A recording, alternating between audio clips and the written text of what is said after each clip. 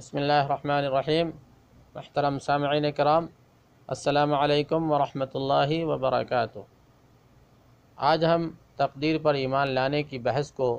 جن کو مؤلفین نے اس کتاب میں ذکر کیا ہے، اس کو ہم آج مکمل کرنے جا رہے ہیں، اور اس کے ساتھ ہی یہ کتاب بھی آج مکمل ہونے جا رہی ہے۔ تو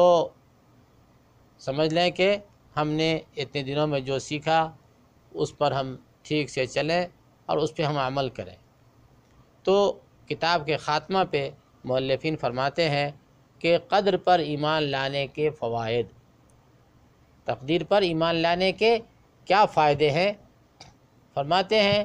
کہ قضاء و قدر پر ایمان لانے سے بہترین فوائد اور اچھے آثار مرتب ہوتے ہیں، جو کہ فرد اور امت کی اصلاح پر مشتمل ہیں۔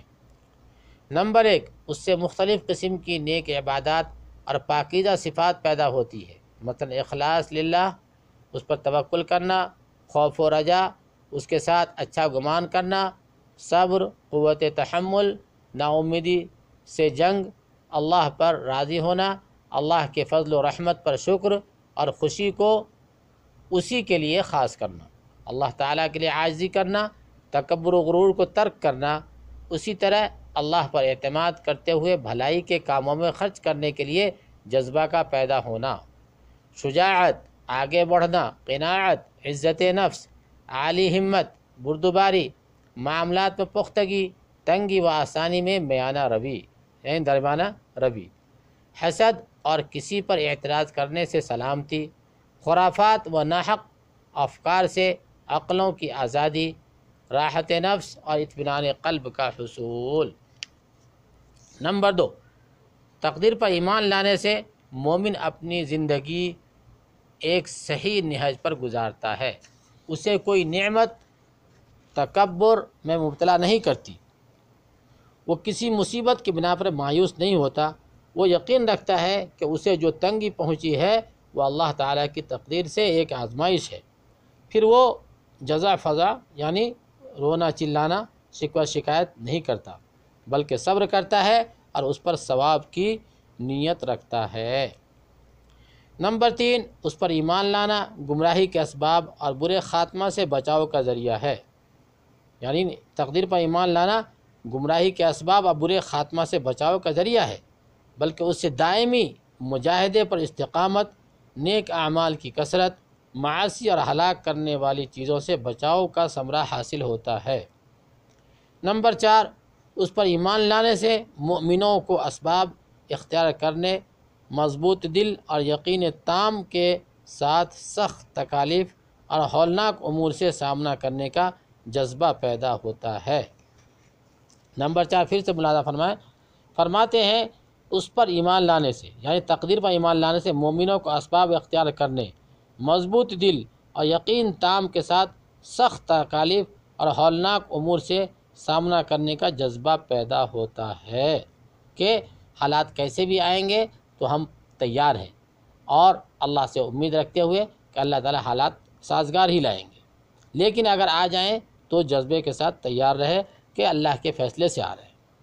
نبی کریم صلی اللہ علیہ وسلم کا ارشاد گرامی ہے، عجباً لامر المؤمن، عجباً لامر المؤمن ان امرہ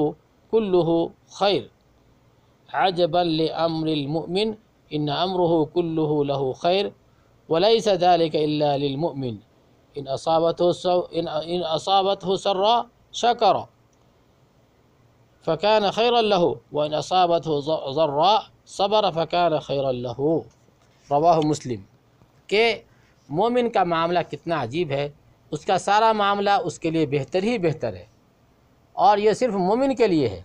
اگر اسے اچھائی پہنچتی ہے تو وہ شکر کرتا ہے، بس یہ اس کے لیے بہتر ہے، اور اگر اسے تنگی و تکلیف پہنچتی ہے تو وہ صبر کرتا ہے تو یہ بھی اس کے لیے بہتر ہے۔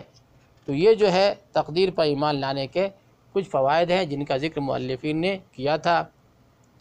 اور اس کے ساتھ ہی یہ کتاب آج ختم ہو جاتی ہے۔ ہم اپنے سامعین سے گزارش کرتے ہیں کہ جو بھی باتیں آپ کے سامنے پیش کی گئی اس پہ ہم سب عمل کریں، اور جن باتوں سے ہم سب کو فائدہ پہنچے اس کو اپنی زندگی میں لاگو کرنا ہے، اپنی زندگی میں لگانا ہے، اللہ کرے ہم سب کا خاتمہ بالخیر ہوئے۔ اللہ تعالی ہم سب کو ایمان کی اس عظیم دولت پر چلنے کی توفیق نصیب فرمائے، اور اللہ سے دعا ہے کہ اللہ ہر چیز لے لیویں، ہر چیز اللہ کی اگر حکمت ہو، اللہ کی اگر مصلحت ہو تو ہر چیز لے لے، لیکن ایمان نہ لے۔ ایمان کی دولت ہر حال میں ہمارے ساتھ رہے، اور ایمان ہی کے ساتھ ہم اس دنیا سے جائیں، جن کا یہ تفصیل بیان ہم نے آپ کے سامنے پیش کیے۔ اللہ سے دعا ہے کہ اللہ ہمیں معاف فرمائے، اگر کچھ کمی کوتاہی ہو گئی تو اللہ ہم سب کو درگزر فرما دے اور ہم سب کی اصلاح فرما دے۔ تو اس بیان کے ساتھ ہم آپ سے رخصت ہوتے ہیں۔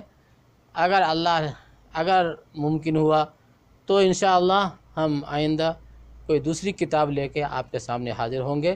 تب تک کہ ہم آپ سے اجازت چاہتے ہیں۔ اللہ تعالی ہم سب کا خاتمہ بالخیر فرمائے، اللہ تعالی ہم سب کا ایمان و اسلام کے ساتھ دنیا سے جانا نصیب فرما دے۔ وآخر دعوانا ان الحمدللہ رب العالمین۔ محترم سامعین،